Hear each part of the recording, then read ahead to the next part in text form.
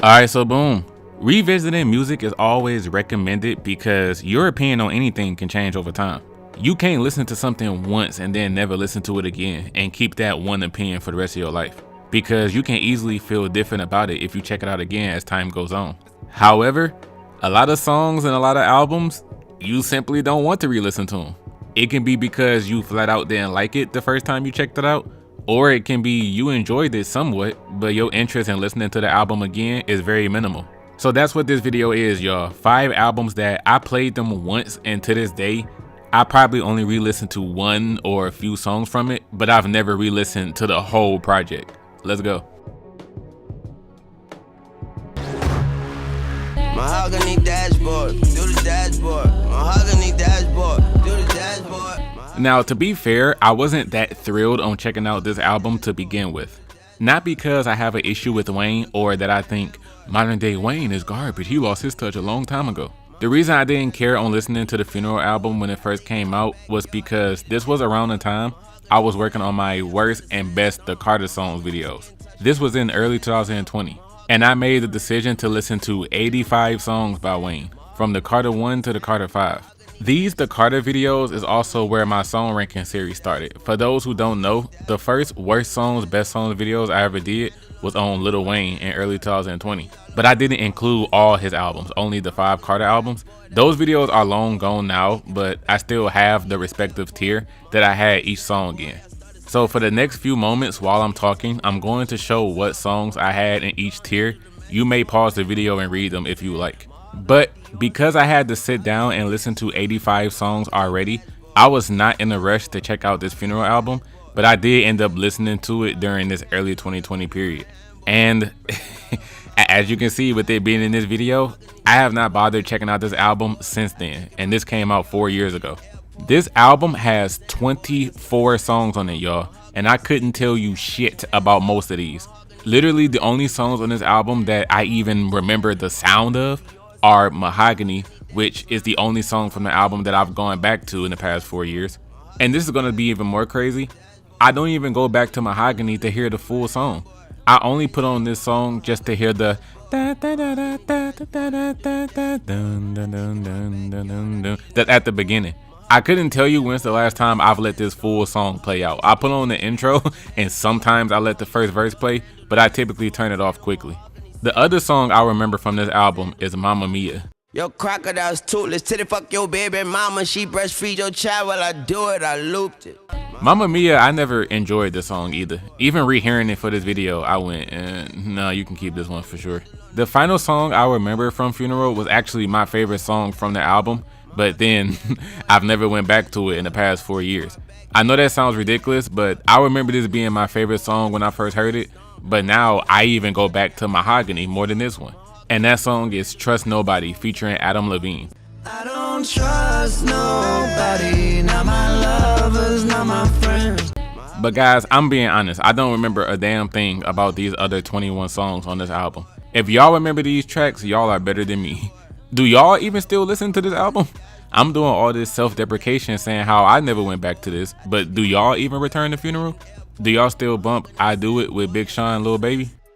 I don't talk shit, bitch, I do it.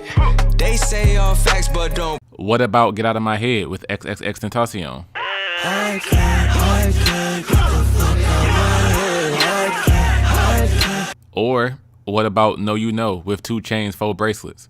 This how a rich nigga take the trash out, but I'm not a janitor. I'm an ex-drug dealer.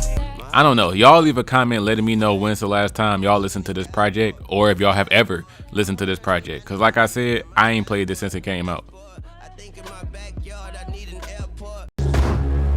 I was broke as fuck, down on for my ass, had the lowest luck. Used to ride the bike up to the store. Straight off the rip, I'm gonna put it to you like this here. Cordae is just somebody I don't listen to, period. And it's because he just doesn't appeal to me as a person. Since he came out in the summer 2018 and broke out as the best member of YBN, I never did latch on as part of his following. As the years went on, my opinion on him hasn't really changed. I was rocking with him a little when he was on SXL, but it doesn't matter what I hear from Cordae, he's just someone that doesn't interest me that much. When I realized that Cordae simply didn't click for me, that was after I gave his debut album, The Lost Boy, a chance that came out in July 2019. I went into this wanting to hear something dope, and as of January 2024, I came out with nothing. I don't go back to a single song on this album. Some tracks that I remember the most are obviously R&P with Anderson .Paak and Bad Idea with Chance the Rapper, since those were some of the most popular songs on there. It might not be such a bad idea if I never went home. From what I remember, Bad Idea was the best song on that album. That track is hard. Another track that I remember that wasn't a big hit, but I still found it to be cool, was Thanksgiving. She's up in the oven, grandma finished cooking. Thanksgiving round the corner, need banana. I always got Amiri vibes from this song right here. You can't tell me Amiri couldn't have made that track. But even though I can admit this album has some good songs, overall, I ain't even thought about this album since 2019 because I'm not a big fan of Cordae. I surely haven't bothered playing his second album From a Bird's Eye View. It doesn't help that people consider it a disappointing sophomore slump album either. Hell, he himself said that. He listened to both albums back to back while he was on a road trip, and he even said The Lost Boy was better. I remember telling him, like, yo, you kind of shot yourself in the foot by admitting that this is a sophomore slump. That's just gonna make people who already think your second album is a slump to say, see, look, even Cordae himself thinks so. He actually responded back to me and said he still believes that the fans are going to grow to appreciate his second album someday. I want to end this by telling y'all that I'm not going to make a song ranking video or Am I Sleeping video on him. My overall opinion on Cordae is this. I've seen interviews of him over the years, and he always talks about how one thing he's big on is doing his hip-hop homework. One thing I always made sure I did was listen to the greats, you know, the older artists and older albums. I want to study them. The Jay-Z's, the Nas's, the Biggie Smalls of the world. I want the OGs to know that there's still young dudes out here that respect the craft and showcase hip-hop in its purest form. What's crazy about Cordae saying stuff like this is it makes his music come off as disingenuous to me. What I mean is, listening to Cordae, it just sounds like a younger dude listened to a whole bunch of 90s and early 2000s rap albums, and now he's trying to imitate what they're doing instead of just being himself. Some of you guys may say I'm tripping, and y'all probably don't get this feeling from him at all, but that's the feeling I get. Cordae just feels like someone who made a study guide of old school hip hop, and he just does everything he came up with on the study guide.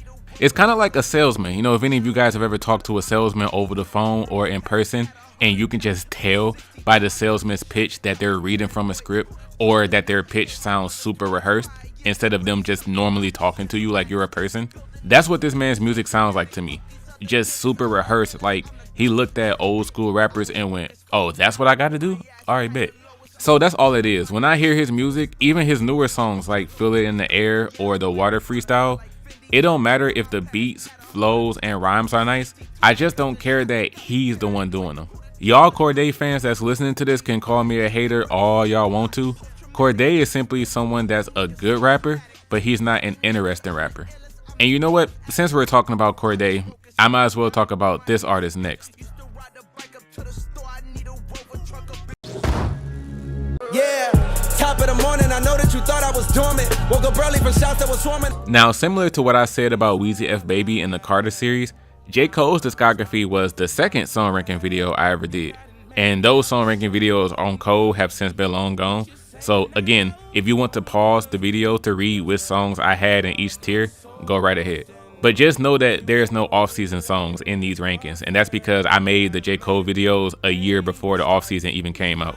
So after that, once it hit the middle of 2021 and the off-season was released, and I checked it out, but I honestly don't remember anything from this album. I couldn't tell you what a single song on here sounds like.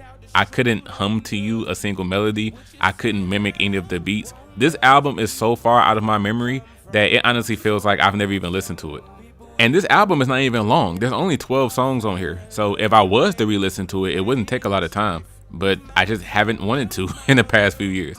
There's many albums I would rather hear instead of going back to hear the off-season. The things I do remember about this album is the huge feedback that a few of the lines got. One of them being from 95 South, where he said, Staying out the way, but if the beef do come around, could put an M right on your head.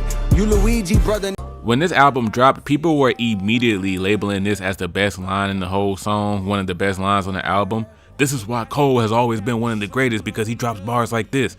And it was making a whole lot of other people heated. There was like That's the line y'all hyping up? Y'all impressed by that simple ass shit?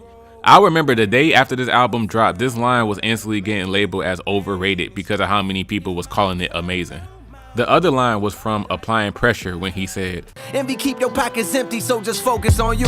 If you broken, clown and a millionaire, the joke is on you. This was another line that had people in shambles. I don't know if it's because some people really hate JCole or something, but people were taking this line and trying to spin it into a whole narrative of JCole hates poor people and that Cole was making fun of his haters who don't have any money.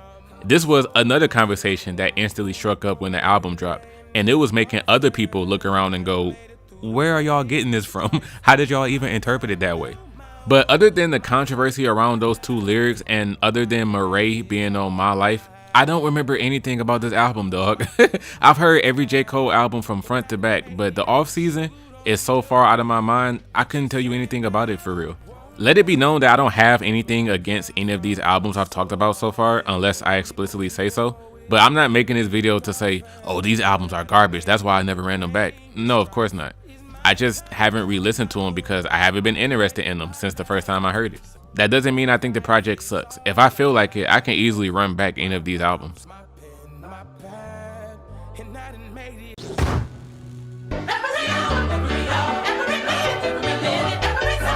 I know that Jesus is King, literally no one considers this a rap album, but this is my channel, I can do what I want to. Now, later career modern day Kanye is someone I haven't even bothered checking out for real. I can name a ton and I know a lot of early Kanye tracks.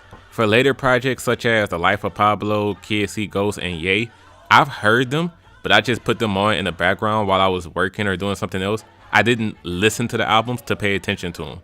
But once it gets to albums like Jesus is King and Danya, I was completely checked out on Kanye.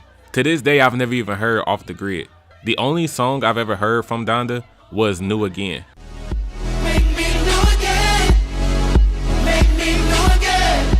Which I heard the day it dropped and I only cared to check it out because Chris Brown was on there. All the other 254 songs on Donda, I've never heard them. When it comes to the Jesus is King album, this is in the same category as Pablo, Ye, and Kids See Ghosts, where I just heard it by putting it on, but I never listened to it. To this day, the only song on this album that I remember, and the only one that I still regularly listen to, I actually love this damn song, is the very first song on the album, Every Hour. Every Hour is my jam. I turn into the most energetic, religious person possible when that song comes on. I be damn near breakdancing to this track.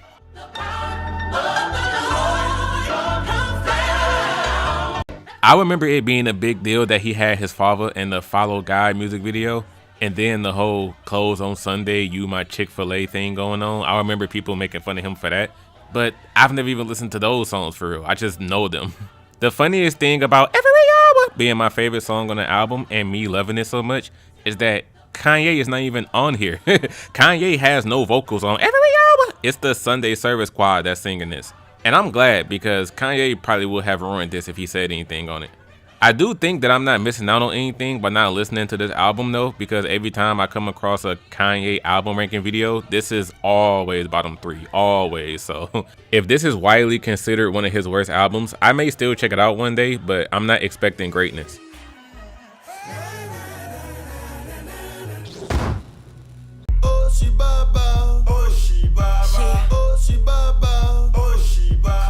Eve is someone I always felt was a forgotten rap legend. Even though she gets praised as one of the hardest and best female rappers, I truly think most people stopped caring about this woman a long time ago.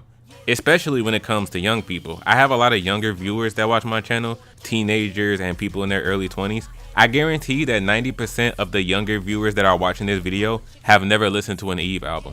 And some of you may call her a legend solely because you hear older people say she's one, not because you actually listen to her or know anything about her. I feel the same way with someone like Raw Digga and Charlie Baltimore. Eve is more accomplished than those two ladies, but overall still.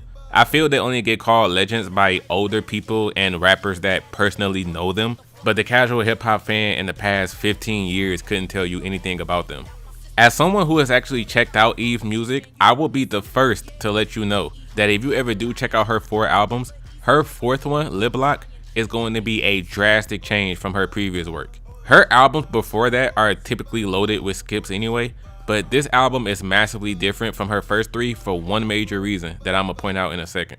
Her first album, Let There Be Eve, that came out in September 99, I really love Heaven Only Knows and her song Love Is Blind. Love Is Blind I actually included in my video of best love songs by rappers.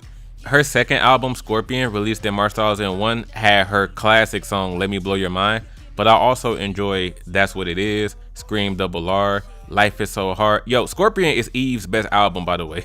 Some rappers drop a project called Scorpion and it ends up being their worst album, but Scorpion is Eve's best. My favorite song on here is You Ain't Getting None. I love that one.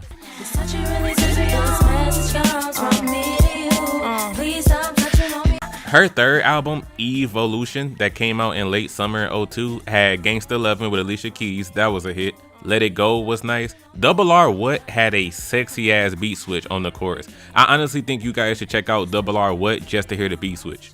As I Grow was good, and then Satisfaction was a cool single. Now, throughout these first three albums, Eve has worked with notable hip hop producers like Dr. Dre, Swizz Beatz, who damn near produced her whole first album, the Trackmasters, Irv Gotti, Stevie J, and several other hip hop DJs. None of the producers I just named, other than Swizz Beatz, are on her fourth album, Lip Lock. And that right there is the massive difference from this project to her first three. Swizz Beatz produced one song titled Mama in the Kitchen that features Snoop Dogg, and Snoop only does the hook, and the hook is just so lazy, man. Mama in the kitchen, mama in the kitchen, my mama in the kitchen, whipping, we flipping. The album went through numerous name changes, being called Here I Am and then called Flirt. It went through multiple delays, and then with no major label backing her up, she released it independently on May 14, 2013, 11 years after her previous album. And this album has such a different sound from her previous work that it felt like she was purposely trying to disassociate from her former self. Almost every song on this album has an EDM, pop, electronic, rave club sound to it. And you'll find it hard to believe that this was made by the same woman who made the Rough Rider street anthem songs before this. Just peep, for example, some of these songs. One is called Eve.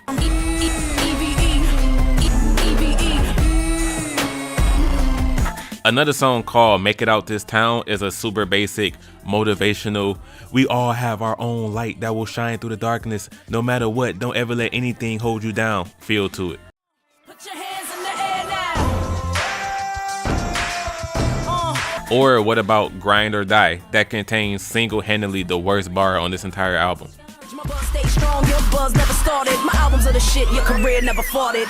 The first time I heard Lip Lock, I was so thrown off that I never went back to it. The only songs on here I enjoy are She Bad Bad. There's also a remix of this song with Pusha T and Juicy J on here, but nobody asked for that. And then the best song on the album is Never Gone with Chrisette Michele. So if you want to hear Rough Rider era Eve, the street girl from Philly, then just stick with her first three albums. But if you love EDM, electro music, and you want something that sounds nothing like her first three projects, then Lip Lock may be the one you want to start with.